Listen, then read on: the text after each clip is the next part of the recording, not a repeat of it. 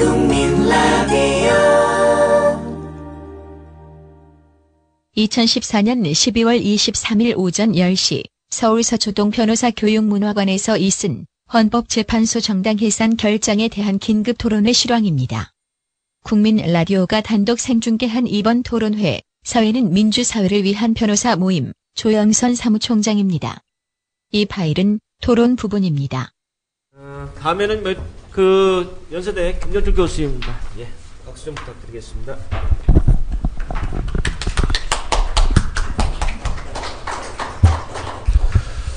예, 연세대 김종철입니다. 앞에 세 분 발제자들께서 법리적인 부분을 가지고 헌재 판결을 비판을 해주셨고 상당 부분 공감을 하고 있습니다.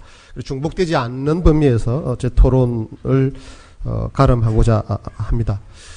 몇 가지 전체적인 어떤 책임론을 좀 제기를 하고 싶은데요.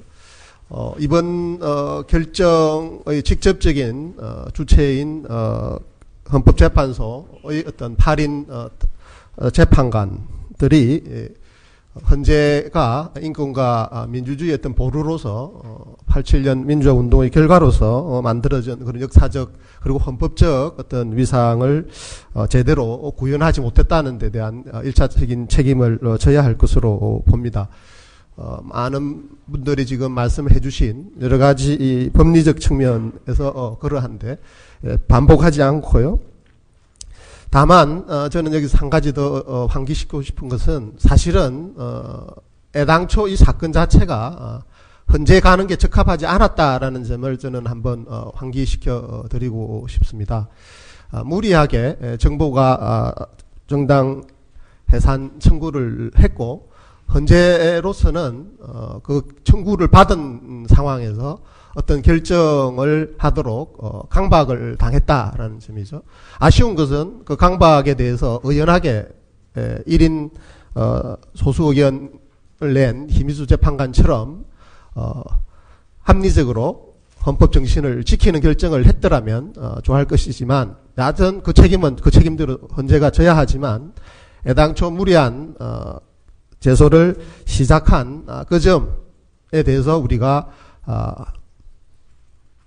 책임을 정부에 묻는 그런 어떤 시각을 놓쳐서는 안 된다라는 점을 다시 한번 강조를 드리고 싶습니다.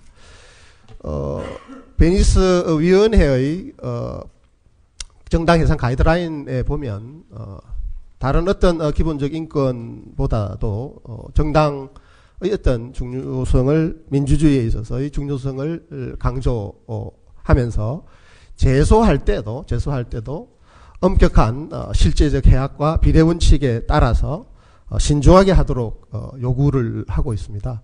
애당초 이 점이 제대로 지켜지지 않았다라는 점은 그 제소 절차 과정의 어떤 전격성이나 흠결 이런 것들을 통해서 확인이 되었던 것이고요. 또 그 이후에 앞으로 이루어질 것으로 예견되어지는 그런 어떤 것들로부터도 확인이 되어진다 이렇게 생각을 합니다. 두 번째로 우리가 고려해야 할 점은 박근혜 정부와 헌법재판소가 여기에 동조함으로써 우리의 어떤 민주주의적 어떤 지평이 매우 축소될 그런 위험에 처해 있다 이렇게 생각을 하는 것입니다. 법리적으로 헌법재판소의 다수 의견도 비교적 국제 기준을 표면적으로는 잘 수용을 하는 듯한 그런 태도를 보여서 약간의 기대를 애초에 그 판결문을 읽어날 때 보면 하게 만드는 그런 점도 분명히 있습니다. 법리적으로 앞에 말씀하신 발제자들이 문제점들을 지적을 해주었지만 법 원칙적으로 선언된 부분만 보면 매우 분명하게 우리 헌법 정신에 부합하는 점들을 명확하게 선언을 하고는 있습니다. 특히 민주적 기본질서와 관련되어져서 보면 그 이전의 어떤 태도와는 달리 그 의미를 매우 축소해서 해석을 해야 한다라는 점을 강조를 하고, 그것이 보장되지 않으면 입헌적 민주주의 체제가 유지될 수 없다고 평가되는 최소한의 내용이라고 함으로써 정당 해산의 어떤 요건을 매우 축소시키고 있는 것은 법리적 차원에서는 매우 타당했는데, 유감스럽게도 이것을 남북 대치 상황이라는 한국적 특수성을 내세워서 제대로 적용할 수 없다라는 태도를 보임으로써 이중적인 어떤 잣대를 채택한 점이 비판의 여지가 있다, 이렇게 봅니다. 헌재가 이런 결정을 하게 된 것은 그동안 있어왔던 많은 어떤 긍정적인 의미를 가지는 어떤 판결들의 어떤 결과들을 무색하게 하는, 그래서 앞으로 헌재 결정에 대해서 국민들이 신뢰를 하지 못하게 하는 그런 결과를 낳고, 결과적으로는 입헌적 민주체제 자체가 제대로 작동하지 못하게 되는 그런 결과로 기결되어질 수 있는 위험이 있습니다. 오늘 우리가 비판하는 어떤 헌재의 모습도 헌재 자체에 대한 것보다는 헌재를 지금 운영하고 있는 재판관들의 부분으로 좀 축소시켜야 할 것이고, 그래서 함부로 헌재의 어떤 무용론 같은 것들을 제기하는 것은 오히려 이번 사태를 촉발시킨 그런 배후 세력들이 원하는 바다라는 점을 우리가 놓쳐서는 안 될 것입니다. 그래서 판결은 당연히 비판을 하되 그 기관이 가지고 있던, 그리고 가져야 할 그런 남겨져 있는 향후의 어떤 긍정적인 부분들에 대해서 우리가 어떻게 잘 견인을 해 나갈 것인지, 여기에 저희들이 관심을 두어야 할 것입니다. 왜 헌재가 이런 결정을 정부의 어떤 강요에 못 미쳐서 하게 되었을까? 그것은 결국 우리 주권자들인 국민들이 그런 상황들을 만드는데 일정 부분 기여하고 있다. 즉 한국의 민주주의가 제대로 작동하지 않고 있기 때문에 그런 결론이 나온 것이고, 그러면 그 근본적인 원인에 대해서 우리가 잘 자각을 해야 할 것이다. 그렇게 보면 이번 결정과 관련되어져서도 헌재의 어떤 논리의 근본적인 문제점은 베니스위원회를 비롯한 국제규약들이 항상 제1원칙으로 항상 요구하고 있는 게, 이런 민주주의의 적들에 대한 사전적 예방 조치는 민주주의의 어떤 기회를 편성을 해서 그런 민주주의 적들이 정권을 잡을 수 있는 그런 가능성이 있는 그런 체제가 전제되는 것이다. 즉 정당 활동의 자유를 비롯한 기본적 인권이 너무 철저하게 보장되다 보니까 그런 위험성이 국민 대중들의 어떤 찰나적인 어떤 잘못된 판단에 의해서 있을 수 있다라는 가능성을 가지고 있는 경우에 가능한 것인데, 유감스럽게도 우리는 그렇지 못하다라는 겁니다. 그래서 그런 억압적인 어떤 정치 상황 속에서 이런 결정이 또 나올 수 있었던 것이고요. 그런 면에서 이거는 자가당착적인 그런 어떤 법리를 헌재가 사용하고 있는 것이죠. 다른 식으로 말씀을 드리자면, 우리는 국가보안법이라는 전 세계 유례가 없는 강력한 사상 및 표현의 자유 규제법을 가지고 있습니다. 그것만으로도 모자라서 공직선거법이나 정당법 등은 사실상 선거나 정치 활동에 있어서 국민들의 자유를 사실상 선거 시기 투표권을 행사하는 것 외에는 사실상 제대로 행사하지 못하도록 막아놓고 있는 그런 상황입니다.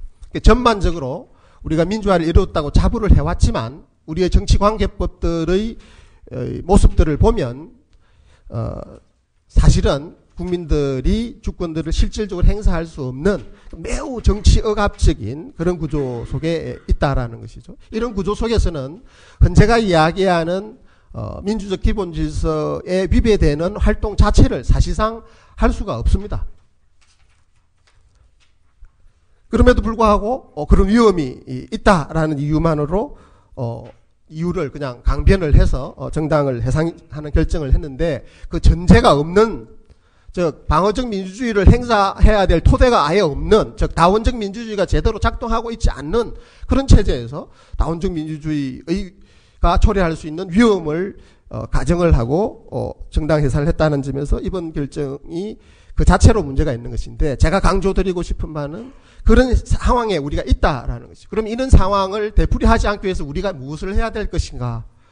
헌재 판결을 법리적으로 비판하는 것을 넘어서서 일종의 제2민주화 운동을 통해서 정치관계법의 독소적 조항들을 더 개혁을 하는 그런 운동들이 이번 사건의 대응 방법으로 우선적으로 논의가 되어야 할 것이다. 그래서 선거법을 바꾸고 정당법을 바꾸고 당연히 국가보안법에 대한 문제 제기도 지속적으로 있어야, 만일 그런 것들이 달성되었다라면 이런 결정 혹은 이런 정권이 탄생하지 않았을 것이다. 너무 근본적인 것이긴 하고 당연한 것이고 진보한 것이긴 하지만 판결 자체에 우리 인식을 이렇게 자꾸 묶어 두기보다는 좀 더 전향적으로 보아야 한다는 점을 강조를 드리는 것입니다. 좀 더 미시적으로 제가 한두 말씀 이번 사건과 관련되어져서 드릴 어떤 제한 부분들을 드리는 것으로 토론을 마무리하겠습니다. 세 번째 제 주장인 것인데요. 이번 사태를 통해서 우리가 얻었던 중요한 것은 근본적으로는 정치개혁의 필요성을 통해서 국민주권을 실체화시키는 그런 조건들이다라는 점을 확인한 것이지만, 미시적으로는 이런 사법기관의 구성이라는 것이 참 얼마나 중요한 것인지, 우리 민주주의를 실현함에 있어서 그냥 가볍게 그냥 국회에서 국회를 통한 이런 어떤 정치만 잘하면 되는 것으로 생각을 했지만, 사법 권력에 의해서 우리의 정치가 이렇게 전단될 수 있다라는 것을 확인을 했고, 그래서 헌재나 대법원을 어떻게 구성하는 것인가가 국회의원들 뽑는 것 못지않게, 대통령 뽑는 것 못지않게 매우 중요한 것이다라는 점을 확인한 것이 아닐까. 그러자면 헌재의 어떤 개편을 위해서 우리가 무엇을 할 수 있을 것인가를 고민을 해야 하는데, 독일의 예나 다른 나라들의 어떤 예들을 참조를 해보면 헌법재판소나 대법원과 같은 그런 막중한 정치적 효과를 가져올 수 있는 사법기관의 구성은 소수파 존중의 어떤 원칙에 따라서 이루어져야 한다. 그래서 국민 대표기관의 어떤 절대 다수인 제적 3분의 2의 찬성이 있어야만 재판관을 선출할 수 있도록, 이것은 독일이 채택하고 있는 제도입니다. 이것을 우리 현재 체제에서 최대한 도입할 수 있는 그런 노력들을 하는 것이 필요하다, 이렇게 생각을 합니다. 일단 구체적으로는 국회에서 3인을 선출하자고 할 때 지금은 다수결주의입니다. 다수주의죠. 다수파가 3인 중에 사실상 다수를 하고, 그 소수로 야당 몫으로 되어 있는 것에 대해서도 사실상 비토권을 행사하고 있습니다. 이것은 헌법재판소 구성에 있어서 소수자 보호 원칙에 오히려 역행하는 그런 관행을 우리가 가지고 있는 것이고요. 이것들을 제대로 되돌려 놓아야 하는 그런 우리 과제를 안고 있는 것이다. 또 대법원장 단독으로 재판관 3인을 지금 지명하도록 되어 있다라는 것이죠. 이 부분도 입법 절차를 통해서 재판관 지명 시 민주적 정당성을 강화할 수 있는 여러 가지 방안들을 고민을 해야 할 겁니다. 대법관 추천위원회 제도 같이 그런 대법관 절차에 있는 것 방법도 되지만, 그것들이 제대로 기능하지 않는다라는 측면에서 보면 좀 더 급진적인 어떤 대안을 모색을 해야 할 것으로 보여지는데, 예컨대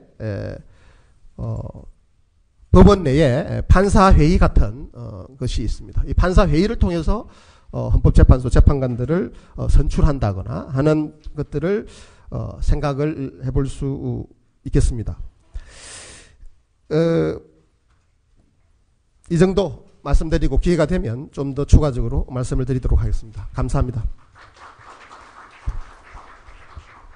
예, 감사합니다. 특히 제민주화 운동이라고 하는 좀 신선한 의제를 좀 던졌다는 데 의미가 있고요.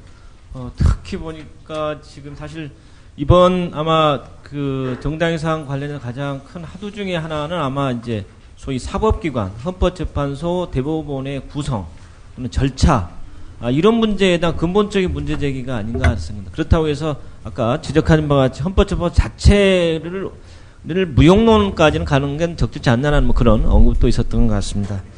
상당히 좀 이따 다시 한번 이 부분들에 대해서 다시 한번 좀 더 자세하게 한번 이야기를 듣도록 하고요. 자, 마지막으로 우리 유효준 교수님 발제를 뭐 좀 듣도록 하고요. 발제 내용들이 주로 좀 더 현실적인 문제들이 많이 있는 것 같습니다. 예, 부탁드리겠습니다. 네.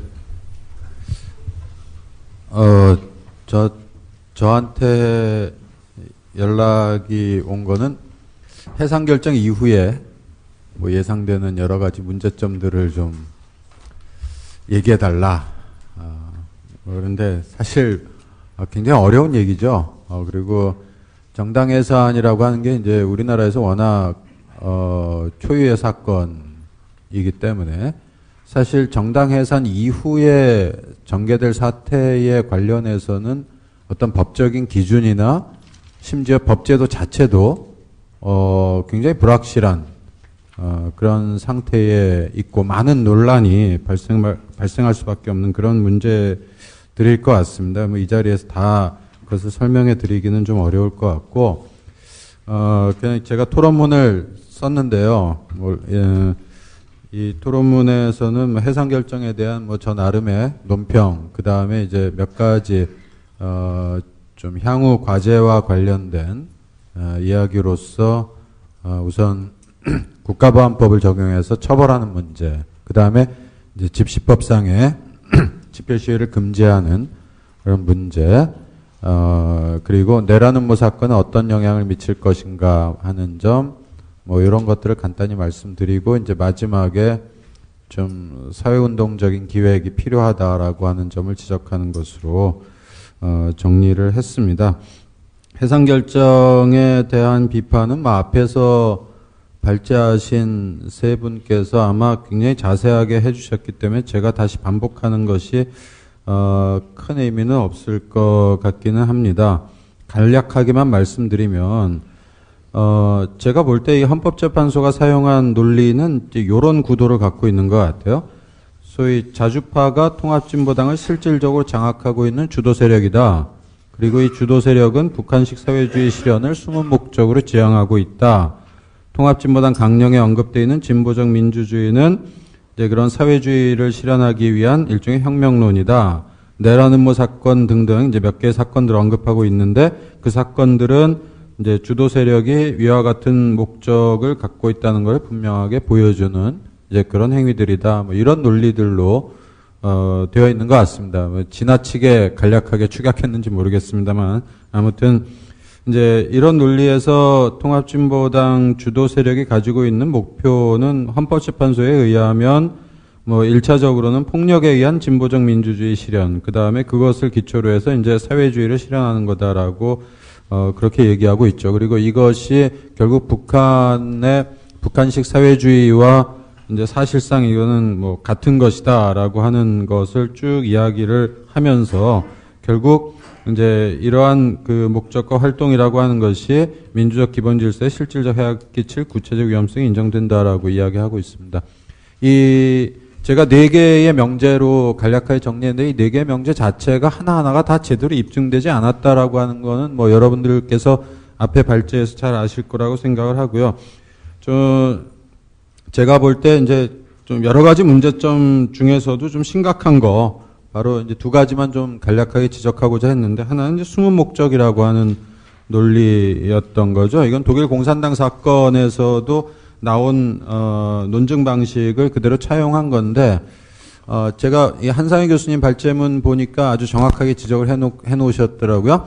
독일 공산당 같은 경우는 아예 강령의 막스 레닌주의를 따른다라고 하는 게 명시되어 있었습니다. 근데 이제 그렇기 때문에 이제 막스 레닌주의의 내용에 대해서 당시 독일 연방헌법재판소가 쭉 검증을 하면서 당시 독일 공산당이 그러니까 현재적 정책으로 추구했던 독일 재무장 반대나 이런 정책들이 이제 어떤 연관성을 갖고 있느냐라고 하는 거를 쭉 이제 논증하는 방식이었는데 물론 숨은 목적이라고 하는 논증을 차용하긴 합니다만 우리 헌법재판소가 이 숨은 목적으로 소위 이제 민중민주주의 혁명론이라든지 뭐 북한식 사회주의 추구라고 하는 것을 끌어내는 건 전혀 강령에 나타나지 않은 사항들이죠.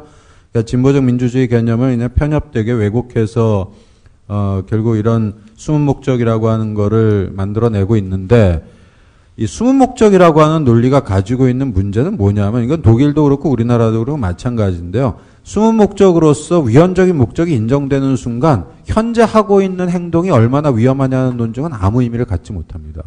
그러니까 그거로 끝나버려요, 그냥. 그러니까 실제로 300페이지가 넘는, 물론 이제 한 절반 정도는 김희수 재판관 반대 의견이지만 아무튼 이 법정 의견마다 한 150여 페이지 정도가 되는데, 이 법정 의견을 쭉 보면요, 통합진보당 강령과 정책에 대한 실질적인 분석은 아무 얘기가 없어요. 오로지 진보적 민주주의 얘기만 합니다. 그러니까 통합진보당의 그 강령에 따라서 이제 정강정책 프로그램들이 쭉 있잖아요. 근데 그런 거, 그 정강정책 프로그램 하나하나가 어떤 의미를 가지는지 헌법적으로 이것에 대해서는 아무런 판단도 안 해요. 언급조차 안 합니다. 진보적 민주주의 강령에 나타나 있는 진보적 민주주의 그 구절만 가지고서 이야기를 하죠. 그러니까 결국 그런 식의 논증을 나간다는 얘기는 숨은 목적이라고 하는 거를 인정함으로써, 숨은 목적이 결국 사회주의 혁명이고, 사회주의 혁명, 그러니까 그 인민민주주의 혁명, 뭐 사회주의 혁명이고, 자, 이것은 결국 자의적 지배를 용인하는 것이고, 자, 그렇기 때문에 그 자체로 헌법에 위배되는 것이다 라고 하는 그런 논리가 성립하는 순간 현재 통합진보당이 무슨 정책을 추진하고 있고 어떤 활동을 하고 있느냐는 전혀 고려 대상이 안 되는 그런 식의 논증 구도가 만들어지는 거죠. 결국 이런 식의 논증에서 단죄되는 거는 사상입니다. 진보적 민주주의 그리고 사회주의 사상이 위험하다고 단죄하는 것에 불과합니다. 헌법재판소의 논증에 의하면.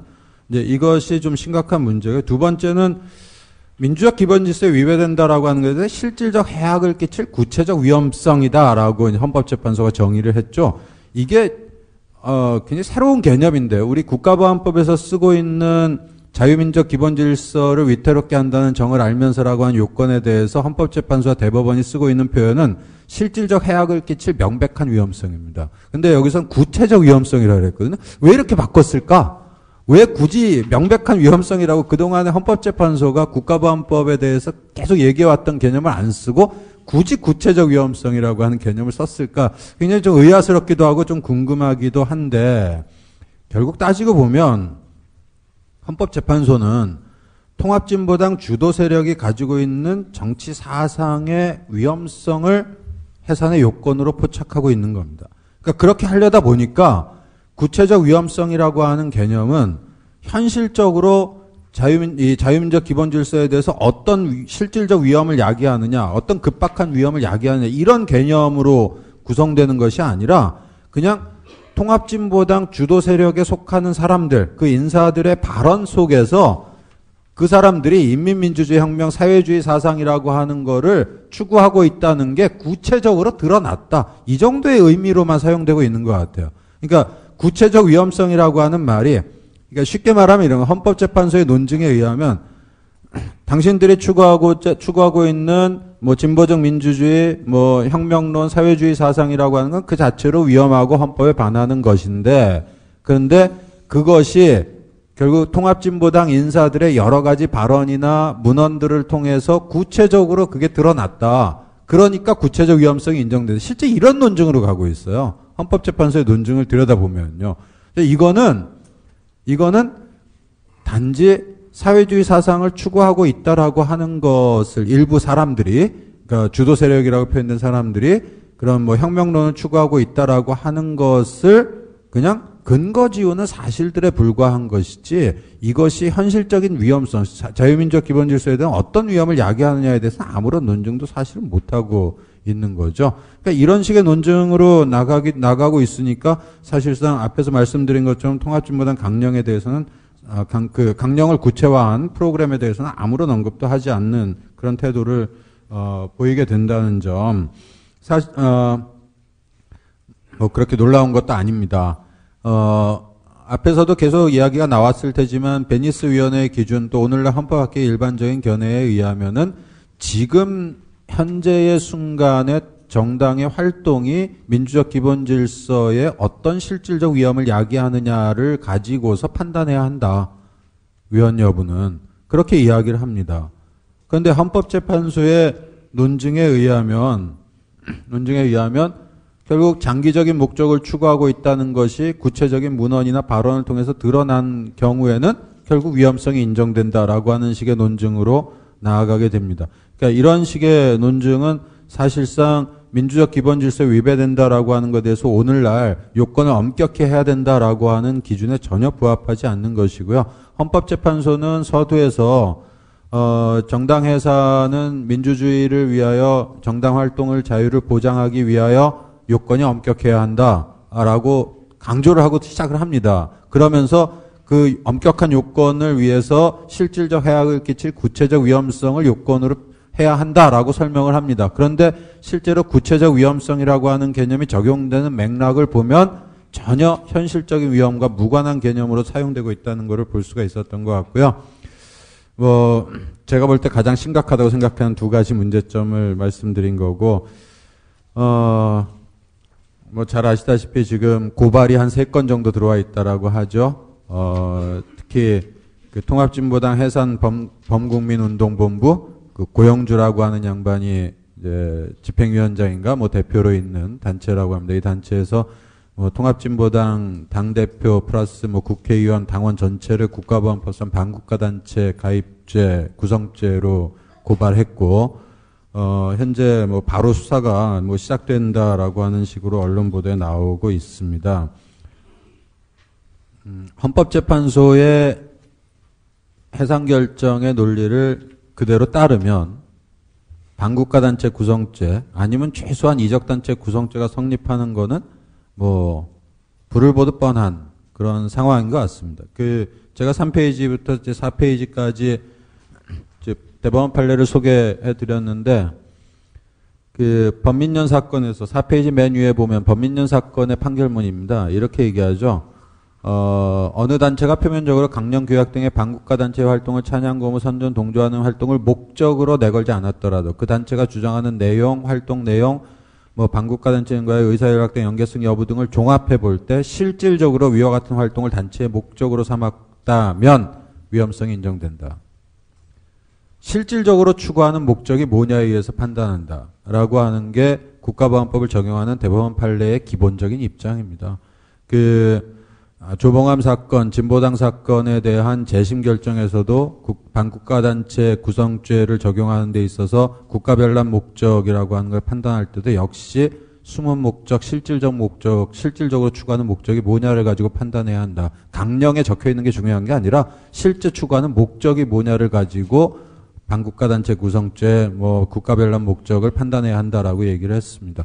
대법원의 이런 일관된 입장, 물론 굉장히 심각한 문제를 안고 있는 논증 방식이긴 하지만 아무튼 이런 대법원의 입장, 거기다 플러스해서 통합진보당의 해상 결정을 대입시켜 보면 아마 통합진보당의 모든 당원들 반국가단체 구성죄 적용하는 거 아마 굉장히 쉬울 것 같은 이제 그런 느낌이 들어요. 근데 여기에 대한 근본적인 고민, 어떻게 돌파할 거냐에 대한 고민을 하는 데 있어서 한 가지 좀 우리나라에서 논의가 활성화되지 않은 대목을 하나 좀 말씀드리려고 하는데요. 단지 국가보안법의 반국가단체 구성죄나 이적단체 구성죄와 같은 구성요건을 제한적으로 해석해야 한다. 사상의 자유, 표현의 자유 등을 위해서 지금까지 이제 그런 식의 논의를 주로 해왔잖아요. 근데 한편으로는 정당의 활동에 대해서 바로 이런 반국가단체 구성죄가 적용될 수 있냐라고 하는 보다 근본적인 문제, 여기에 대해서는 우리 학계에서는 아직까지 논의가 전개된 적이 없습니다. 독일에 약간의 논의가 있어요. 독일도 논의가 깊지는 않은데 그 논의를 조금 제가 거기서 힌트를 얻어서 하나의 좀 이런 식의 좀 주장을 해보면 어떨까라고 하는 거를 한번 좀 적어놨는데 5페이지에 있는 내용인데요. 보통 정당 해산 제도를 헌법에 두었다라고 하는 이유는 헌법재판소에 의해서 정당 해산이 전속적인 그런 헌법재판소의 전속 권한 사항이다. 그 말의 의미는 단순히 관할을 의미하는 것이 아니라 헌법재판소의 해산 결정이 있지 않으면 정당 활동의 자유는 기본적으로 특수한 헌법적인 어떤 지위로서 보장되어야 한다라고 하는 원칙을 분명히 한 거다. 그렇게 본다면 헌법재판소의 위헌 결정이 있지 않은 상태에서 정당의 활동에 대해서 반국가단체 구성죄나 이적단체 구성죄를 적용할 수는 없다. 왜냐하면 그렇게 만약에 그걸 적용한다면 정당 보호라고 하는 원칙, 정당은 그 정당의 목적이나 활동이 민주적 기본 질서에 위배될 때 헌법재판소에 의해서만 해상 결정이 될 수 있다라고 하는 게 헌법의 취지인데 바로 국가보안법이 사용하고 있는 개념 자유민주적 기본 질서에 위배될 때 반국가단체 구성죄나 이적단체 구성죄가 그대로 적용될 수 있다라고 한다면 결국 정당 활동을 보호하고자 하는 헌법의 이념은 실현될 수가 없는 거다. 결국 정당 해산 제도가 도입된 이상 국가보안법의 반국가단체 구성죄나 이적단체 구성죄는 정당의 활동에 대해서는 적용돼서는 안 된다라고 하는 논리를 우리는 세워야 한다. 그리고 이러한 논리는 헌법재판소가 설사 정당 해산 결정을 한 경우라도 마찬가지이다. 왜냐하면 정당 해산 결정의 효력은 소급적으로 적용되는 것이 아니라 창설적 효력이라고 보통 얘기합니다. 장래효를 가지는 것이죠. 즉 정당 해산 결정 이전에 행해진 정당의 공식적인 활동은 해상 결정이 있다는 이유로 위법하다고 평가돼서는 안 된다는 것을 의미합니다. 그 말은 뒤집어서 말하면 반국가단체 구성죄나 이적단체 구성죄가 역시 정당의 활동에 대해서는 헌법재판소의 위헌 결정이 있는 경우에도 배제돼야 된다라고 하는 논리를 좀 만들 수 있지 않을까.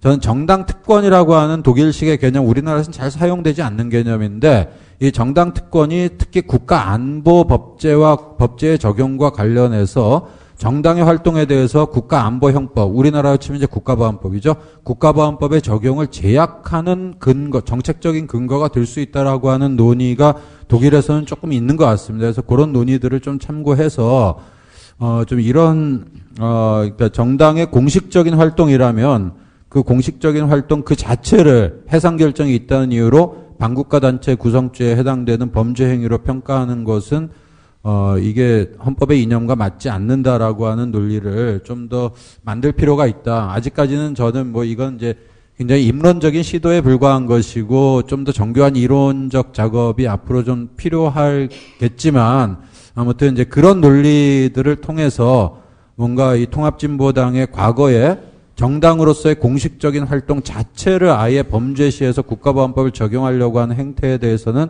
좀 비판적으로 대응할 필요가 있다라는 생각이 들고요. 그 다음에 이제 통합진보당 해상결정에 대한과 집회시위의 자유도 좀 문제가 됩니다. 이 집시법 5조 1항 2호인데 이게 워낙 지금까지 적용된 적이 없기 때문에 해석론 자체도 없습니다.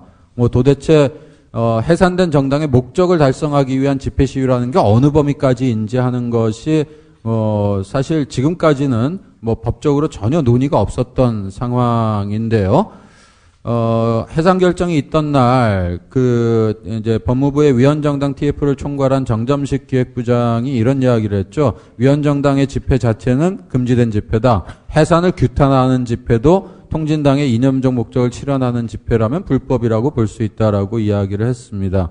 근데 여기에 대해서는 좀, 제한적인 해석이 필요하다라고 하는, 말씀을 좀 드리고 싶은데요. 무엇보다도 집회의 자유라고 하는 것은 정치적 의사결정에 참여할 수 있는 권리입니다. 근데 정당 해산이라고 하는 것은 특정 정당을 이런 정치적 의사결정의 과정에서 배제시킨다라고 하는 의미를 갖고 있는 것이죠. 헌법적 의미에서는. 자, 그렇다면 집회 시위의 자유라고 하는 것이 가지고 있는 정치적 의사결정의 자유, 참여권으로서의 의미를 최대한 살린다라고 하는 관점에서 보면 해산된 정당의 목적을 추구한다라고 하는 개념은 굉장히 엄격하게 해석할 필요가 있다. 집회 시위의 경우에 따라서 그 헌법재판소가 소위 위헌이다라고 선언한 목적만이 그런 목적을 추구하거나 뭐 그런 목적을 달성하려는 집회만이 금지되는 것이라고 해야 하는데 통합진보당 사건에서 헌법재판소는 북한식 사회주의 실현이라고 하는 거를 통합진보당의 숨은 목적이라고 하고 그것이 위헌이라고 얘기를 했죠.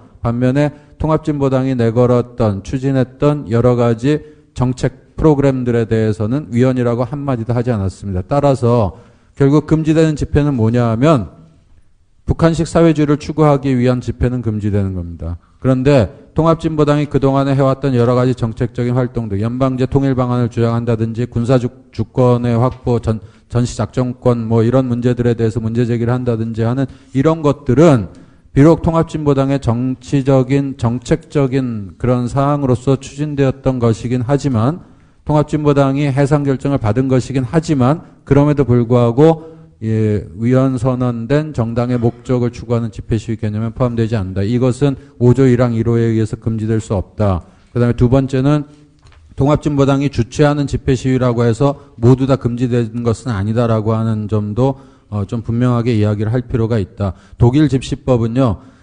독일 집시법은 아예 해산 결정을 받은 정당은 집회 시위를 주최할 수 없다고 규정하고 있습니다. 근데 우리 집시법은 좀 다르죠. 누구든지 위헌으로 이 선언된 그렇게 해산된 정당의 목적을 달성하기 위한 집회 시위를 주최할 수 없다라고 규정해 놓고 있습니다. 누구든지라고 하는 규정이라고 하는 점에서 오히려 중요한 것은 주체의 문제가 아니라 내용의 문제여야 한다. 집회 시위를 규제할 때에 중요한 것은 따라서 현재의 해석상으로 보면 결국 북한식 사회주의를 추구하기 위한 집회 시위, 뭐 대놓고 그렇게 하는 집회 시위는 아마 없을 겁니다만 아무튼 간에 그것만이 5조 1항 1호에 의해서 금지되는 집회다라고 하는 논리를 좀 만들어서 대응할 수 있지 않을까 하는 생각을 해봤고요. 내란 음모 사건 어떤 영향을 미칠까? 사실 내란 음모 사건에 대한 1심 판결, 항소심 판결이 있었을 때 우리는 내란 음모 사건이 정당에서는 어떤 영향을 미칠까를 걱정했었죠. 근데 이제는 이제 또 반대의 걱정을 좀 해야 되는 이제 그런 상황에 처하게 됐는데요. 이 내란 관련 사건이라고 표현을 합니다. 헌법재판소는. 그 다음에 내란 음모, 내란 모의라는 말을 쓰지 않습니다. 아로라는 표현도 등장하지 않습니다. 잘 아시다시피 내란 음모 사건 항소심 판결은 아로의 존재를 입증할 증거가 없다라고 했고 5월 12일 회합에서 내란을 모의했다라고 볼 수 있는, 즉 합의죠. 모의는 이제 내란 음모죄가 성립하려면 범죄 실행에 대한 합의가 있어야 하는데 합의했다라고 볼 수 있는, 즉 논의는 했지만 합의했다고 볼 수 있는 증거는 없다라고 해서 내란 음모죄 무죄로 판결을 했습니다. 이제 그거를 헌법재판소 잘 의식하고 있습니다. 그래서 헌법재판소는요. 아로라는 표현도 안 썼고 내란 음모라는 표현도 쓰지 않았고 합의라는 표현도 쓰지 않았습니다. 그냥 중립적인 표현을 썼죠. 5월 10일 회합이라는 단어를 쓰고 논의했다라는 단어를 씁니다. 그러면서 그 논의가 5월 10일 회합에서의 논의가 민주적 기본, 이게 기관시설 파괴 같은 것들을 논의했다라고 하는 것은 그 자체로 민주적 기본 질서에 위배되는 것이다라고 얘기를 했습니다. 헌법재판소가 이렇게 피해가려고 형법적인 용어들을 일부러 사용하지 않은 건데요. 일부러 사용하지 않은 거는 바로 내란 음모 사건이 아직 확정되지 않았기 때문입니다. 그런데 이제 그렇기 때문에 사실 헌법재판소는 통합진보당의 활동이 위헌적이다라고 하는 거를 입증하기 위해서 이제 내란 음모 사건을 하나의 근거로 좀 원용하고자 했던 것이죠. 현재는 내란 음모 사건의 뭐 유죄 여부라든지 아로의 존재 여부에 대한 판단을 직접적으로 한 것은 아닙니다. 그렇기 때문에 현재의 결정이 내란 음모 사건에서 내란 음모죄가 무죄로 되었지만 이것이 대법원에서 다시 유죄 취지로 파기환송돼야 된다라는 점을 시사해 주는 대목은 뭐 분명히 아니고요. 내란 음모죄라고 하는 것은 내란 실행에 대한 합의가 있어야 하는 것인데 그 합의가 인정되느냐 여부는 형법적인 판단의 문제이지 이것은 헌법재판소에서 논의한 것이 민주적 기본질서에 위배되는 거다라는 판단에서 자동적으로 도출되는 문제는 아닙니다. 따라서 이 헌재의 결정에도 불구하고 내란 음모죄의 유죄가 내려질 가능성은 이건 차원이 다른 문제이기 때문에 일률적으로 뭐 그렇게 단정하기는 어렵다. 다만 헌법재판소가 5월 10일 회합에 대해서 논의했던 내용이 민주적 기본질서에 위배된다라고 판시한 대목은 대법원을 좀 압박하는 요인이 될 가능성은 분명히 있습니다. 정치적인 측면에서 그렇다는 말씀입니다. 내란 음모죄의 1심 판결문을 보면 이런 말이 나옵니다. 당시의 남북관계에 조성된 군사적 대립국면의 정도와 상부의 지침을 철저히 관철하는 조직의 성격에 비추어 보면 위 회합에서 폭동의 세부적인 계획에까지 이르지 않았다 하더라도 논의된 폭동의 실현 가능성과 실질적 위험성을 인정하기에 충분하다. 이런 논리가 다시 대법원을 통해서 부활하지 않을까라고 하는 부분은 좀 경계를 해야 될 대목이라고 생각을 합니다. 네, 향후 과제와 관련해서는 그냥 여러분들 제 토론문에 있는 내용 그냥 참고해 주시기 바랍니다. 마치겠습니다.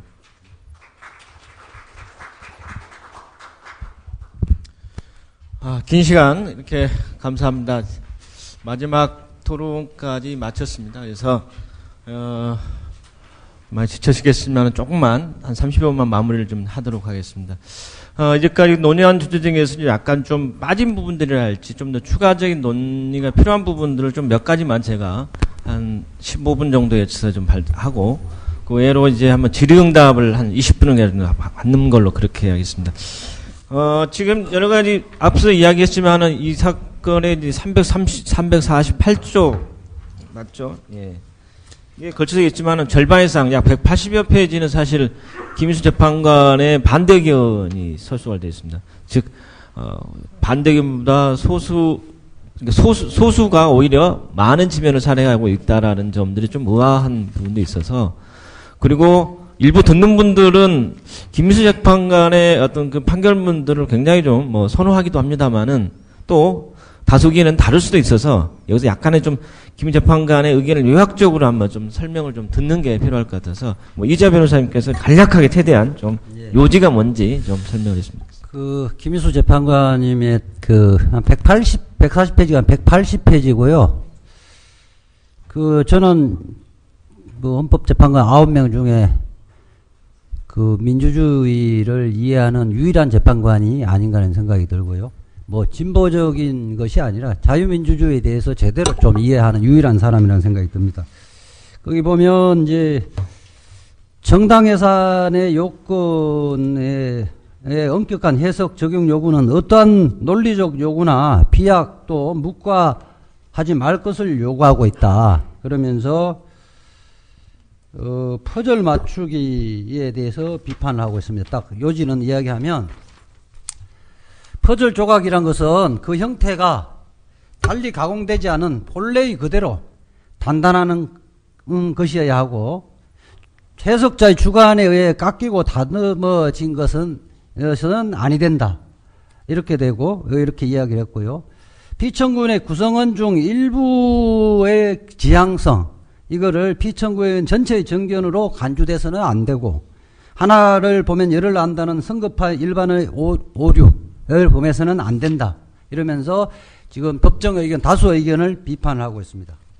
그리고 핵심적인 영역을 말씀드리면 식민지 종속 국가를 갖고 북한식 사회주의를 추구하고 있다는 법정 의견에 대해서 이런 이것은 민주노동당과 피청구인만의 독창적이고 새로운 주장이 아니고 우리 사회에 존재했던 여러 논의와 관점에 대한 수용의 결과다. 이렇게 판시를 하고 있습니다. 그 다음에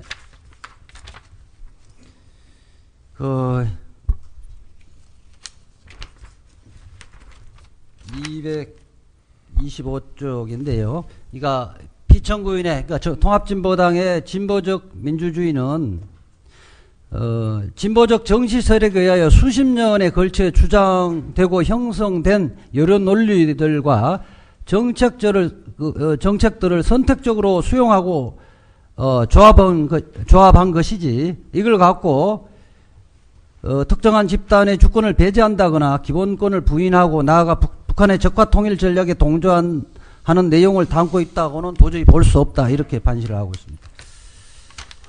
그 다음에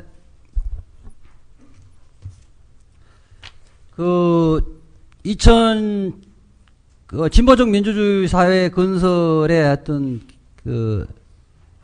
강령 개정안 부분은 할 때 회의 과정에서 특별한 이견이 제시되지 않았고 오히려 반대하는 사람은 계급협조주의나 우경화에 대한 비판이었다.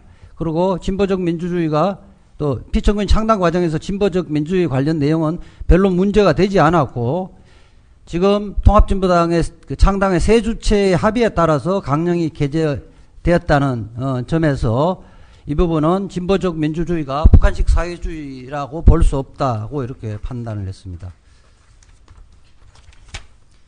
그 다음에 민주노동당의 자주파의 대북 정책이나 입장이 우리 사회의 다수의 인식과 동떨어진 측면이 있다 하더라도 이를 북한에 대한 무조건적 추종에 기초한 것이라고 단정하기 어렵다. 이렇게 253쪽에서 기술하고 있고요. 그 다음에 민주노동당에서 피청구인에 이르기까지 분당, 창당, 재분당 과정을 종합하여 살펴보면 피청구인은 과거 민주노동당보다 인적으로 축소된 상태이고 자주파 및 이에 우호적인 사람이 더 비중이 커졌다고 볼 수 있으나 그것이 과거 민주노동당 구성원 가운데 강한 친북 성향 내지 종북 성향을 가진 사람만이 피청구인에게 남았음을 입증하는 것이라고는 보기 어렵다. 이렇게, 예. 하고 좀 이제 이게 마무리를 좀 하면요.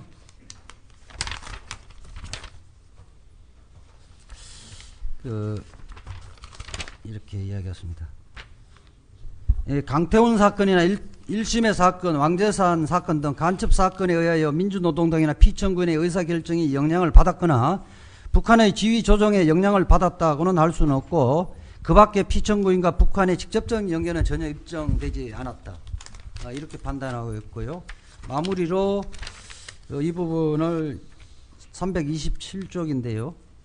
기각하는 이유는 그렇게 설명하고 있습니다. 피청구인의 문제점에 대해 면죄부를 주고 피청구인을 옹호하기 위해서가 아니라 기각하는 이유가 바로 우리가 오랜 세월 피땀 흘려 어렵게 쟁취한 민주주의와 법치주의의 성과를 훼손하지 않기 위한 것이고 또한 대한민국 헌정 질서에 대한 의연한 신뢰를 천명하기 위한 것이며 헌법 정신의 본질을 수호하기 위해서 나는 정당 해산 심판 청구를 기각하여야 한다고 본다. 이것이 마무리 발언입니다. 예, 감사합니다. 아마 언론에서는 많이 김인철 판가 요지만 아마 있었을 건데 한번 아마 길게 좀 시간을 가지고 탐독해 보시면은 아마 헌법 교과서의 어떤 여러 가지 일면들을 다 보일 수 있을 것 같습니다. 오늘 논의 중에 하나가 많이 언급되는 중에 하나가 뭐냐면은 독일 사례입니다. 독일 공산당 등 이게 해산 사례인데 이거에 대해 약간 이해를 위해서 우리 한상 교수님이 좀 이 부분들에 대해서 당시 배경이나 아까 잠깐 설명했습니다만은 그 이후의 어떤 정황이랄지 왜 이렇게 되었는지 사실 그때 당시는 51년도 해산 신청을 해서 57년도인가요? 8년도인가 해산 결정 났었는데 그 시간도 6, 7년이 걸렸었던 거고 또 해방이 아니라 전후 직후했지 않습니까? 그런 시대적 상황에서 이 사건이 난 걸로 알고 있는데 약간 좀 그걸 좀 설명을 좀 했으면 좋겠습니다. 간단히 될지 모르겠습니다만은 사실 독일 공산당 위헌 판결의 경우에는 이거는 그러니까 49년도 서독이라는 독일이라는 국가 체제가 형성되고 난 다음에 이제 원래 이제 사개연합군이 독일을 분할 점령하면서 했던 약속이 뭐냐면 독일은 재무장하지 않는다. 그리고 독일은 곧 재통일한다. 그런 것이었습니다. 그러다가 아데나워 행정부가 들어서고 동서냉전 체제가 이제 만들어지기 시작하고 이제 미국을 중심해서 유럽 서방 국가는 이제 나름의 군사 안보 체제를 형성해 나가려고 그러고 그게 이제 나중에 나토로 되죠. 그에 대응해서 이제 소련에서는 바르샤바 조약 기구를 만들기도 하고요. 이런 과정에서 이제 애초 4개국 점령의 약속에 따라서 소련이 지배하고 있는 지역과 나머지 3개국이 지배하고 있는 미영불이 지배하고 있는 지역은 똑같은 대우를 한다는 그런 약속에 따라서 그러니까 소련이 분할하고 있는 지역에서 설립된 공산당을 서방 지역에도 설립하기로 합니다. 그게 이제 독일 공산당인데요. 그래서 이제 동독 공산당이 지원하에 독일 공산당이 만들어지고 이 독일 공산당은 그러니까 이 냉전 체제가 고착되는 것을 목도하면서 그러니까 독일의 재통일 그리고 재무장 반대 뭐 이런 것들을 아주 격렬하게 주장해 나갑니다. 시위를 주도하고요. 엄청난 그런 걸 하죠. 근데 이제 문제는 그 과정에서 독일 국민들은 너무 심하다 뭐 그렇게 해가지고 이제 49년도에 표를 줬다가 이제 53년도 선거에서는 그냥 거의 대부분 지지를 하지 않아요. 상당히 약한 정당이 돼버린 겁니다. 문제는 이제 이런 전국 과정에서 이 냉전 체제의 가장 방해가 되는 그러니까 서방 세계가 소련에 대항하기 위한 군사 협력 체제를 만들 때 가장 핵심적인 부분이 독일의 군사력이었습니다. 이 독일의 군사력을 활용하려면은 독일이 재무장해야 되고요. 또 하나 이 서방 체계의 그 방파제로서 어떤 이 전선을 형성하려면은 독일이 통일되면 안 되는 거죠. 바로 이제 이런 상황에서 가장 걸림돌이 되었던 것이 독일 공산당이었고, 바로 그 체제에서 독일 공산당에 대한 위헌 심판 청구가 이루어졌던 것입니다. 바로 이제 그 독일 헌법재판소에서는 이제 이론에서 담당을 했는데, 그 3인당에서 추천했던 그런 그 재판관들이 지배하는 그 이론에서 담당했었는데, 여기서는 이 그 청구가 그 말이 안 된다고 생각을 하고요. 두 번이나 아데나워 행정부에게 이 심판 청구를 철회하라고 건의하게 됐습니다. 그런데도 계속 물어붙이고, 그러니까 이제 연방 헌법재판소 할 수 있는 건 지연 작전이죠. 무조건 밀었는데, 이제 아데나워 행정부에서 다시 이제 의회를 이용해가지고 법을 바꿔버립니다. 그러니까 어떤 사안이 장기간 결정이 되지 않으면은 1원에서 2원으로 그게 두 개로 나눠져 있는데요. 이쪽에서 저쪽으로 이관하는 그런 법을 만들어 버립니다. 그러니까 어쩔 수 없이 이제 1원에서 할 수 없이 이제 이 판결을 내린 것이죠. 문제는 이제 그 판결 과정에서 이제 논점이 많이 있었는데요. 제일 큰 논점은 막스 레닌주의가 지향했던 프롤레타리아 혁명 부분입니다. 장기 목표인데요. 이 프롤레타리아 혁명이라는 것은 막스 레닌주의에 의하면 역사적 필연입니다. 누가 만든다고 되는 것이 아닙니다. 그러니까 그건 이제 장기 목적으로 만들어두고, 또 하나 이제 이 프롤레타리아 혁명을 이루기 위해서는 공산당이 집권을 먼저 해야 됩니다. 집권을 해야 혁명 과정으로 나아가는 준비를 할 수 있는 것인데, 바로 이제 이렇게 이제 단계로 이루어져 있는 그 구도 속에서 이제 그 독일 공산당이 현재 했던, 조금 전에 이호정 교수가 이야기했던 현재 했던 어떠한 그 활동이나 목적이나 이런 것들을 바라보지 않고 그 뒤에 밑에 있는 숨은 목적이라는 이름으로 이 퍼즐 맞추기를 한 것이죠. 이 모든 것들이 하나하나 쪼개서 맞춰 보니까 프롤레타리아 혁명을 지향하는 게 아니냐라는 식으로 가서 그 프롤레타리아 혁명을 지향했기 때문에 폭력적이다. 그래서 위헌이라고 판단한 것이죠. 사실 그런 점에서 본다면은 어떻게 보면은 56년도 그 공산당 위헌 판결은 그 자체 논리적이거나 법리적으로 그렇게 충실한 것도 아니었고요. 이제 어떤 정략적인 그러한 판단의 결과로서 나왔던 것에 불과한 것이고, 바로 그 때문에 우리 헌법재판소가 그것을 하나의 모범 사례로 삼을 수 있는 것은 아니었습니다. 독일의 특수한 상황 속에서 만들어졌던, 그리고 이제 반헌법적인 그런 거였죠. 그런데 이제 문제는 이제 저희들이 걱정하게 헌법재판소가 56년도 그 사건으로 퇴행할까 걱정을 했었는데, 이제 실제 결정이 나온 거 본 걸 보니까 56년도 독일 헌법재판소의 판결보다 더 퇴행한 그 수준에도 미치지 못하는 것이 돼버린 게 오히려 더 실망스럽죠. 참 어떻게 이야기를 해야 될지 모르겠습니다만은, 그러니까 우리 헌법의 수준을, 헌정사의 수준을 아주 퇴행적인 것으로 오히려 2차 대전 수준 정도로 넘겨버린 그런 게 아닌가 싶은 생각이 듭니다. 예, 감사합니다.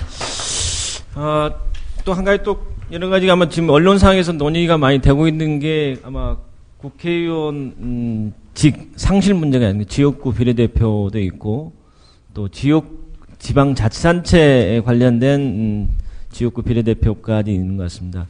약간의 좀 지금 중앙선관위에서는 사실 헌법재판소의 결정에 반하게 비례대표만 상실하는 걸로 또 사실 또 해서 도대체 어느 게 맞는 건지, 사실 맞는 것이라고 할 수 있는 거는 아니겠습니다만은, 이게 사실 어떻든 분명한 거는 정당 해산 규정만 있을 뿐 정당 해산에 따르는 국회의원 또는 지방단체 의원들에 대한 상실 규정은 존재하지 않는다라는 거고, 하고 박정희 군사정권이 5.16 쿠데타 이후에 만들어진 헌법에는 당시 규정에는 이 의원직 상실 규정이 있었지만 나중에 72년도 유신헌법이 삭제됐다라는 거죠. 그리고 87년도도 삭제돼 없었고요.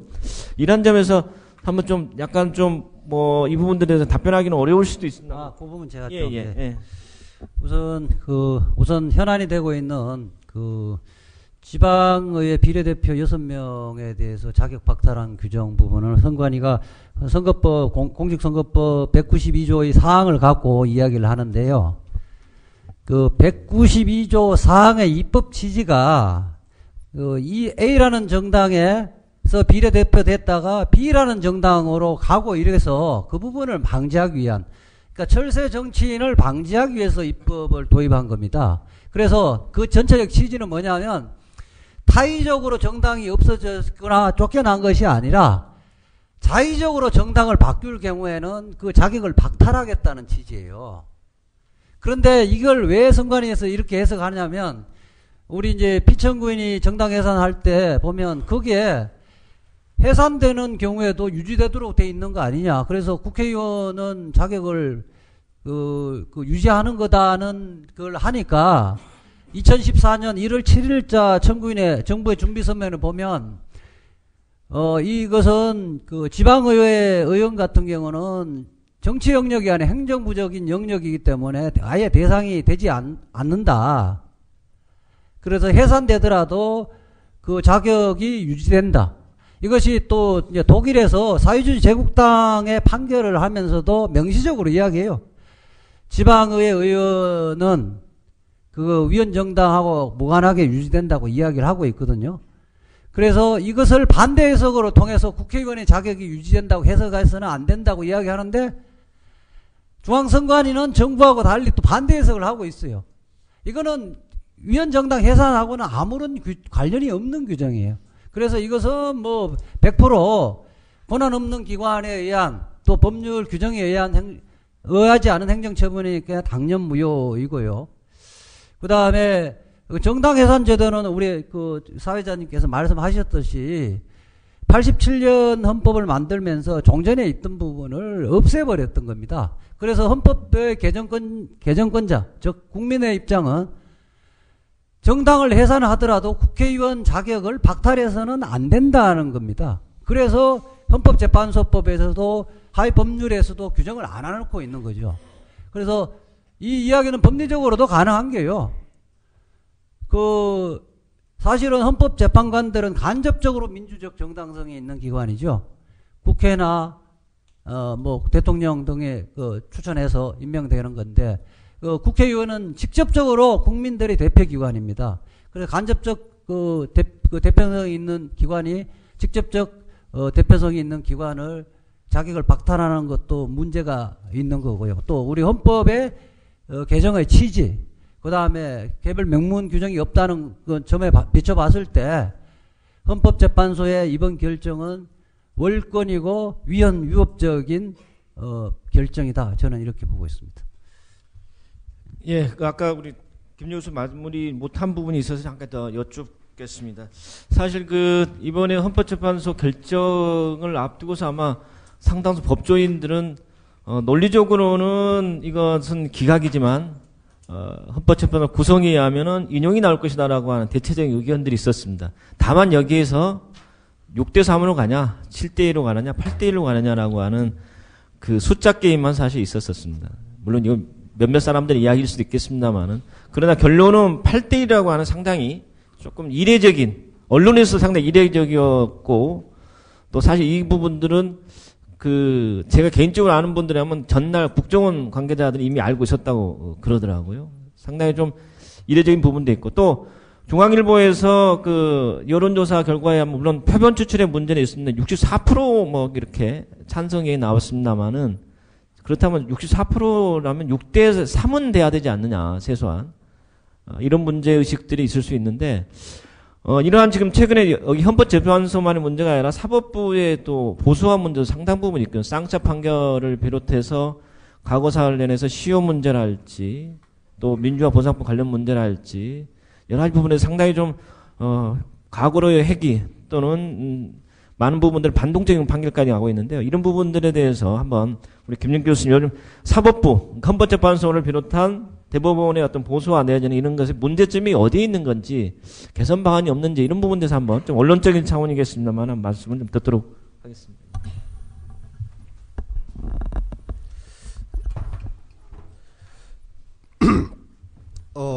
제가 아까 토론에 세 가지를 이야기를 하면서 그 중에 한 가지를, 이번 사건을 계기로 사법권력 구성의 중요성을 우리 국민들이 체감한 것이다라는 점을 강조해서 말씀드리고, 그래서 그것들을 개선하기 위한 안도 뭐 간략하게 제 의견을 말씀을 드렸습니다. 뭐 반복하는 것은 의미가 없을 것 같은데 저한테 기회를 주신 이유는 아마도 헌재 구성이라는 것이 어떤 원리에 의해서 구성되어야 하는가 이런 점들에 대한 보충적인 어떤 발언을 원하신 거라고 생각이 되어집니다. 취재하다시피 우리 국가 입헌주의적 민주 체제 하에서는 국가 권력이 기능별로 뭐 입법권, 이제 행정권, 이제 사법권으로 구성되어지는데 입법권과 행정권은 보통 정치적 대표성을 국민들로부터 직접 위임받는 그런 체제를 보통 지향을 하게 됩니다. 정부 형태 간에 약간의 차이가 있지만 사법권은 대체로 전문성의 원리에 따라서 법률 전문가들이 구성하는 것을 원칙으로 합니다. 그렇지만 최고법원의 경우 헌법재판소와 같이 매우 고도의 어떤 정치적 관련성을 가지는 헌법 해석에 기초한 헌법 분쟁을 해소하는 그런 기관이거나 일반 사법 사건을 최종적으로 해결하는 상고심을 맡고 있는 대법원의 경우에도 그 대법원이 어떤 법률을 어떻게 해석하느냐, 뭐 축소 해석하느냐, 확대 해석하느냐에 따라서 이해관계를 이루는 수많은 법률 관계들의 결론들이 달라지게 되기 때문에 그런 부분들에 대해서는 입법에 준하는 정도의 고도의 어떤 판단 능력, 그 사안에 대한 판단 능력이 필요하다라고 해서 전문적 어떤 법률적 어떤 전문성 부분에 있어서의 강조 외에 이런 행정적 입법적 사안들에 대한 전문적인 어떤 경륜 능력을 요구하게 되는 것이고 필요로 한 것입니다. 그런데 우리나라의 경우에는 그런 어떤 일반적인 인식이 없고 마치 헌법이나 이렇게 법률 해석에 있어서는 그냥 법 해석학적인 그런 그 전문성만 있으면 되는 것으로 그렇게 치부되어져서 많이 거기에 대해서 그렇지 않은 사람들이 거기 가서 재판을 하게 되면은 뭐 재판이 안 되는 것처럼 하는 그런 조금은 잘못된 인식이 보편화되어 있습니다. 그리고 사법권의 어떤 독립이라는 것도 도구마가 되어가지고 외부에서 사법권을 비판하면 마치 헌법에 반하는 것처럼 생각을 하는데 사법권도 우리 주권자인 국민이 위임한 국민의 원래 권력입니다. 그래서 국민의 이름으로 행사되어지는 것이다라는 점에서 아무리 전문성을 필요로 하는 것이지만 전문성은 하나의 필요 조건, 꼭 필요한 요건에 필요한 거고 전문성만 있으면 되는 그런 충분 요건은 아닌 것이죠. 그래서 사법 권력의 경우에도 그래서 가급적 민주적 정당성을 국민의 이름으로 국민이 위임한 권력을 대신해서 행사하는 것이기 때문에 확보해야 하는 것입니다. 그런데 지금까지의 어떤 헌법재판소나 대법관 구성에 있어서는 이런 법률적 전문성 이런 것들이 꼭 필요하다는 점은 부인할 수는 없지만 그것만 가지고 있으면 되는 게 아닌데 그것만 가지고 이렇게 선임을 해왔던 것이죠. 그래서 현재 법관의 자격을 가진 자들만 헌법과 법원의 조직법에 의해서 하게 되어 있는데 사실은 법원 조직법을 바꾸어서 법관의 자격을 이런 법률 전문성을 기본적으로 가지되 다양한 사회적 배경을 가진 사람들이 법관이 될 수 있도록 혹은 헌법재판소 재판관이 될 수 있도록 할 수 있는데 지금 하지 못하고 있는 그런 상황이고 두 번째로 제가 말씀드리고 싶은 것은 이 헌법재판소 재판관이나 대법관 임명을 할 때 이제 청문을 합니다. 청문을 할 때도 그냥 뭐 인신상의 어떤 그런 문제들을 중심으로 하는데 사실은 제일 중요한 것이 법관입니다. 즉 법에 대해서 어떤 관점을 가지고 있느냐. 이번 헌법재판소 결정을 보더라도 원칙으로는 의심스러울 때는 자유를 우선시한다라는 근대 입헌주의 기본 원칙을 정당 해산의 경우에도 엄격하게 적용해야 된다 이렇게 선언을 해놓고 사실은 비례성 원칙을 적용하는 단계나 뭐 구체적 위험성 판단을 하거나 뭐 혹은 증거를 채택함에 있어서 정반대로 의심스러울 때는 국가가 주장하는 대로 이렇게 사실은 결정을 했다는 것이죠. 그래서 청문회에서도 자 이런 문제 의심스러운 그걸 이제 난제라고 할 수 있는데 어려운 판단이 어려운 이런 모호한 상황일 때 당신은 결국은 누구의 이거로 결정해야 한다라는 법에 대한 관점 세경안을 가지고 있느냐 이런 것들을 철저하게 물어야 한다는 것이죠. 다음 국가 권력의 어떤 부분에 있어서 헌법재판소의 기능에 있어서 인권과 민주주의를 보호한다고 하는데 인권이나 민주주의에 대한 어떤 감수성이 어느 정도 있느냐 이런 것들을 청문제도를 통해서 엄밀히 검증을 해야 되는데 그렇게 사실은 하지 못하고 있는 그런 상황이다. 요약하자면 민주적 어떤 정당성을 확보할 수 있는 그런 인선이 최고법원인 헌법재판소나 대법원의 경우에는 필요하고 사회적 어떤 다원성을 반영할 수 있는 그래서 무슨 출신이다, 변호사 출신이다, 검사 출신이다. 이것은 아주 현상적인 것이고요. 실질로 중요한 것은 검사 출신이든 판사 출신이든 인권 감수성이 있느냐 없느냐, 민주주의에 대한 확실한 신념이 있느냐 없느냐, 입헌주의에 대한 태도가 명확하냐 아니냐 이런 기준으로 임명을 해야 하고 구체적으로는 제가 아까 다시 한번 말씀드린 것을 강조드리고 싶은데 소수자 주도 의 인선이 이루어져야 한다. 그래서 예를 들자면 국회에서 선출한 3인의 경우 소수파까지 포함해서 인선이 될 수 있도록 그 소수파가 반대하면 인선이 되지 못하도록 하는 그래서 다수파가 전행해서 재판관이나 대법관을 임명하거나 동의하거나 하는 그런 부분들을 근본적으로 바꾸어야 한다라는 점을 강조드리고 싶습니다. 예, 감사합니다. 지금 2시간 50분이었습니다. 상당히 좀 오늘 강의에 여러 가지 좀 주제가 갖는 어떤 암울한 점도 있으면 관심을 주셔서 감사하고요.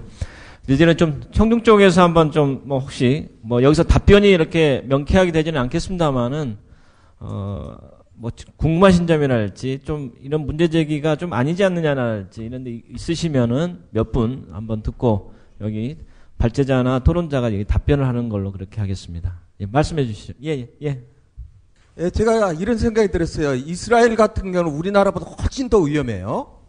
그래서 거기 헌법하고 운영은 어떻게 하고 있는지. 그래서 제가 이게 느닷없는 질문이기 때문에 답변을 안 하셔도 좋습니다. 그 연구 과제를 한번 삼아줬으면 좋겠고요. 또 하나는 지금 이번 처사에 있어서도 국가가 갑이죠. 근데 사실은 저희들이 국민들이 갑으로 살 것이 많이 있다고 봅니다. 그래서 두 가지만 말씀드리겠습니다. 하나는 아까 번역을 하는데 1년이 걸린다. 그러면은 이런 국가적 그 문제에 대해서 인터넷에다 올려가지고 각각 기부를 하라. 그런 아이디어도 내볼만 하고요. 또 하나는 지금 가장 절실한 것이 이런 문제가 돼서 국민 개개들이 다 국민투표 했으면 시원하겠다라고 생각할 겁니다. 그렇지만 국가에서 들어줄 리가 만무하죠. 그런데 저희들 자체로서도 할 수 있습니다. 제가 우편번호에 관해서 인터넷하고 많이 연구를 했는데 금년 5월 달에 선거관리위원회에다 우편번호를 이용한 그 선거 방법을 앱을 팔았습니다. 그리고 그 다음 주에 청와대 우수 창조 사례로 보고가 됐습니다. 그걸로 하면은 국가에서 국민투표를 안 해도 저희들이 얼마든지 할 수 있습니다. 그래서 그것이 이 자료인데 지금 설명드릴 수는 없고 나중에 제가 메일로 보내드리고 필요한 사람도 메일을 저한테 알려주시면 보내드리겠습니다. 예, 알겠습니다. 여러 가지 아이디어 차원에서 말씀해 주셨고요. 말씀해 주십시오. 예.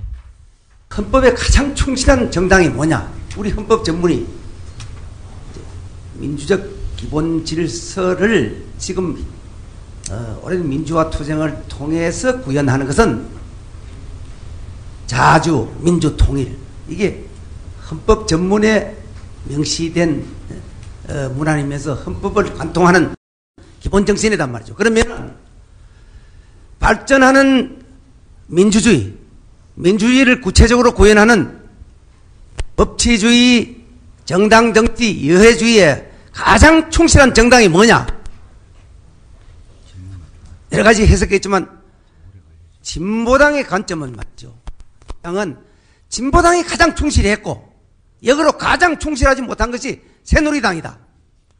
만일 우리 헌법재판소에 반헌법적 정치 세력을 제소한다면은 새누리당이다. 이런 이야기도 나왔단 말이죠. 그러나 진보당이 새누리당을 헌법재판소에 국가 권력이 어떻게 해서 해산하는 이런 조치는 하지 않고 선거라는 말이죠. 국민의 여론과 판단에 의해서 이것은 듀 코스 정당한 합법적인 과정에 의해서 해결하자. 이제 이렇게 됐단 말이죠. 이것이 현재 정치적 지형인데 그러면은 이 문제를 어떻게 할 것이냐. 현재 말이죠. 정치적 쟁점은 이미 합헌적 정당을 헌법기관을 해산했단 말이죠.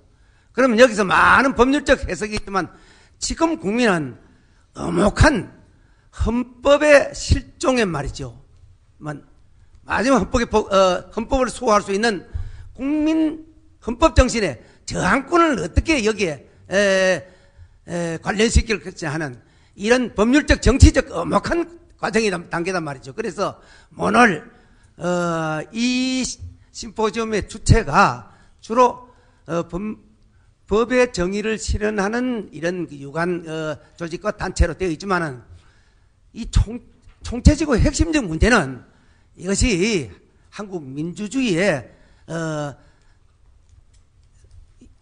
존폐에 관한 문제, 헌법의 존폐에 관한 문제다 하는 그 인식론을 공유해 주었으면 하는 이런 당부의 말씀입니다. 이상입니다. 예, 감사합니다. 참석한 많은 분들 그분도 공감하실 수 있을 것 같고요.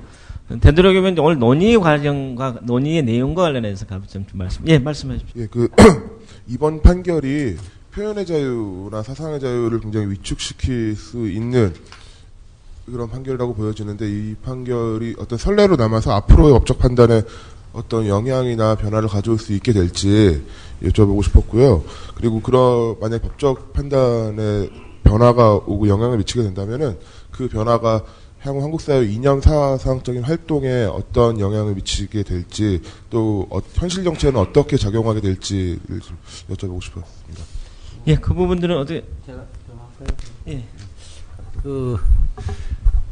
어쨌든 그 헌법재판소가 직접적으로는 지금 통합진보당의 강령 부분 그 자체는 다의적인 의미로 사용되어진다고 하고 숨은 목적 자체가 위헌이라고 이야기를 했지만은 그 중간중간에 자주적 민주정부라든지 민중주권, 민중중심의 자립경제 이 부분을 위험성이 있는 것처럼 간접적으로 시사를 하고 있거든요.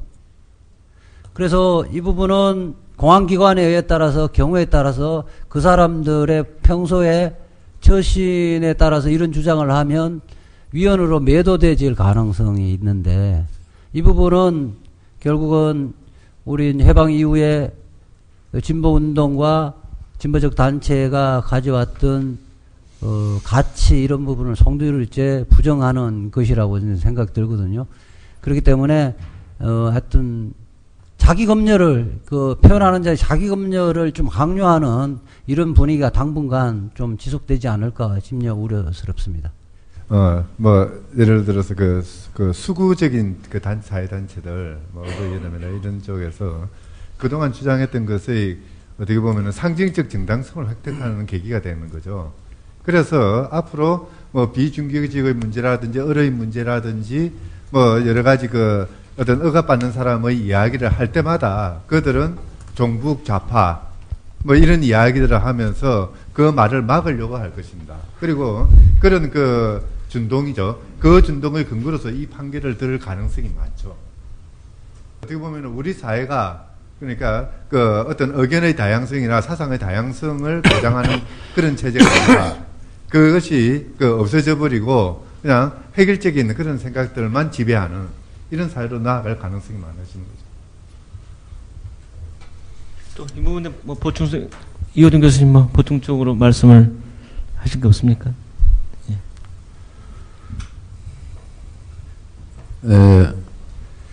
조금 다른 각도에서 좀 이야기를 하자면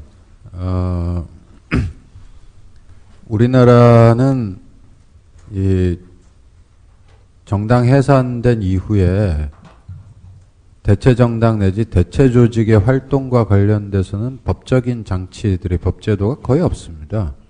정당법에 그 해산된 정당의 강령과 동일하거나 뭐 유사한 정당은 뭐 창립할 수 없다라고 하는 규정이 있지만 정당법은 사실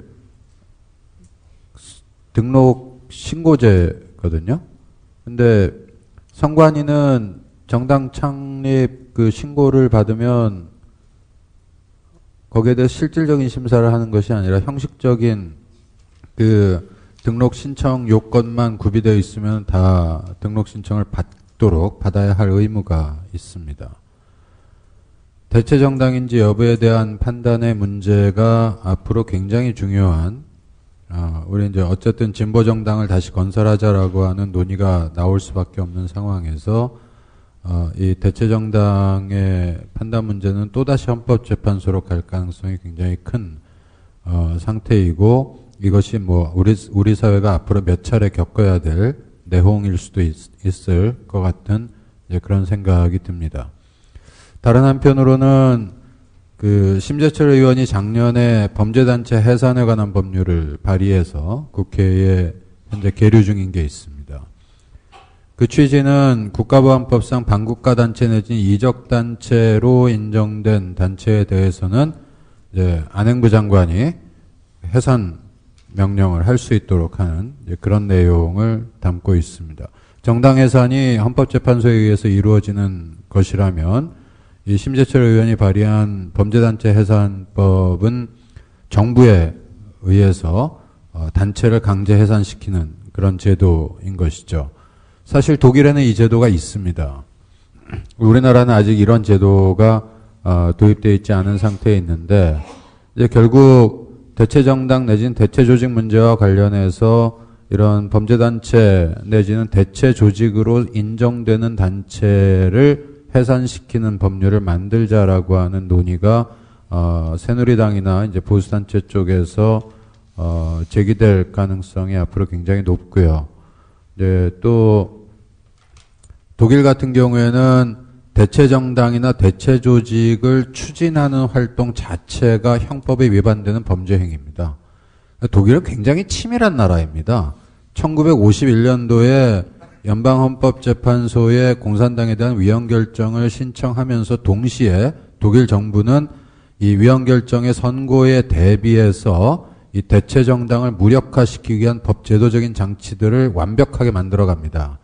1951년도에 형법에 대체정당 내지는 대체조직을 추진하는 행위를 범죄로 규정하는 그것도 처음에 어떤 식으로 했냐 하면 향후에 헌법재판소에 의해서 위헌으로 결정된다라고 하는 조건 하에서 위헌 결정이 있기 전에 행한 그런 활동들 내지는 어떤 거기에 대응하는 대체 조직의 활동들을 그 자체를 범죄시해 버렸습니다. 그래서 51년도에 독일 같은 경우에는 공산당에 대한 위헌 심판 제청을 하면서 동시에 그 범죄단체 금지 규정에 의한 그 정당 금지 규정에 의한 수사를 동시에 대대적으로 진행할 수가 있었던 거죠. 나중에 이 규정은 위헌 결정을 받게 됩니다. 그래서 현재는 어떤 상태로 남아 있냐 하면 헌법재판소에 의해서 위헌으로 결정된 정당 혹은 대체정당으로 결정된 정당 혹은 정당법상 대체조직 내진 대체정당으로 행정 절차에 의해서 판명된 조직들, 단체들에 대해서는 그러한 단체들을 추종하거나 그런 단체를 결합하거나 유지시키거나 후원하는 행위를 전부 다 범죄 행위로 취급합니다. 다 처벌 대상입니다. 이런 규정들을 51년도에 다 만들어 놓고 있었어요. 이미 독일에서는. 근데 우리는 지금 그런 규정이 없습니다. 대신에 우리 정부가 가지고 있는 더 큰 무기가 있죠. 국가보안법.